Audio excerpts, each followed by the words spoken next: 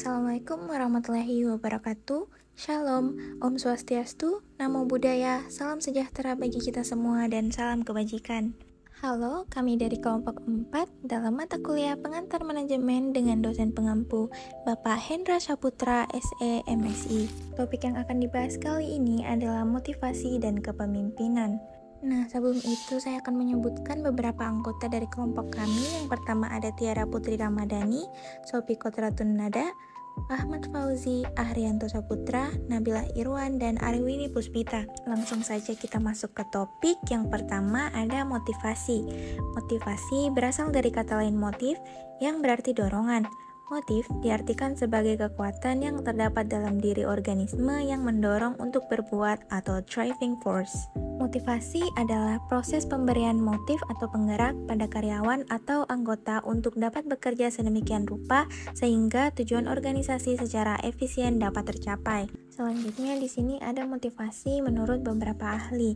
Menurut Sudarwan pada tahun 2002, motivasi adalah kekuatan, dorongan, kebutuhan, semangat, tekanan, atau mekanisme psikologis yang mendorong seseorang atau sekelompok orang untuk mencapai prestasi tertentu sesuai dengan apa yang dikehendakinya. Adapun menurut Hakim pada tahun 2007, motivasi adalah satu dorongan, kehendak yang menyebabkan seorang melakukan satu perbuatan untuk mencapai tujuan tertentu. Lalu menurut Witt pada 2001, motivasi adalah suatu kondisi atau status internal atau kadang-kadang diartikan sebagai kebutuhan, keinginan atau hasrat yang mengarahkan perilaku seseorang untuk aktif bertindak dalam rangka mencapai suatu tujuan. Adapun motivasi menurut Gray pada tahun 2002, motivasi merupakan sejumlah proses yang bersifat internal atau eksternal bagi seorang individu yang menyebabkan timbulnya sikap antusiasme dan persintensi dalam hal melaksanakan kegiatan-kegiatan tertentu.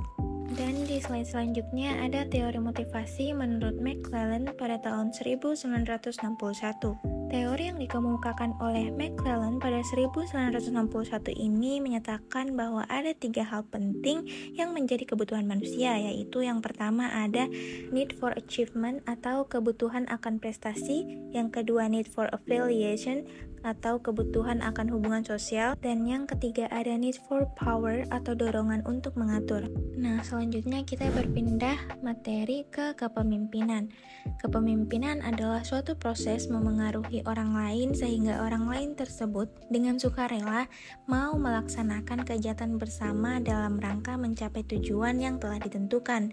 Kepemimpinan adalah kemampuan untuk memengaruhi satu kelompok untuk mencapai tujuan. Dan adapun kepemimpinan menurut beberapa ahli, yang pertama menurut Gates and Ken pada tahun 1992, kepemimpinan sebagai atribut atau kelengkapan dari suatu kedudukan sebagai karakteristik seseorang dan sebagai kategori perilaku. Lalu menurut Sweeney dan McFarlane pada tahun 2002, kepemimpinan melibatkan seperangkat proses pengaruh antar orang. Proses tersebut bertujuan memotivasi bawahan, menciptakan visi masa depan, dan mengembangkan strategi untuk mencapai tujuan. Lalu di slide selanjutnya ini ada teori kepemimpinan. Yang pertama, teori sifat. Teori yang berusaha untuk mengidentifikasikan karakteristik khas seperti fisik, mental, dan kepribadian yang diasosiasikan dengan keberhasilan kepemimpinan. Teori kepemimpinan ini menyatakan bahwa keberhasilan manajerial disebabkan oleh dimilikinya kemampuan setengah kemampuan luar biasa dari seorang pemimpin. Yang pertama ada inteligensia, yang kedua kepribadian, dan yang ketiga ada karakteristik fisik. Lalu ada teori yang kedua yaitu teori pribadi pelaku. Yang pertama ada studi dari University of Michigan. Para peneliti mengidentifikasikan 2 gaya kepemimpinan yang berbeda, disebut sebagai job-centered atau berorientasi pada pekerjaan dan employee-centered atau berorientasi pada karyawan. Lalu studi dari Ohio State University. Penelitian di Ohio State University ini menghasilkan perkembangan teori 2 faktor dari kepemimpinan. Suatu seri penelitian mengisolasikan 2 faktor kepemimpinan disebut sebagai membentuk struktur dan konsiderasi. Dan yang terakhir adalah teori kepemimpinan situasional.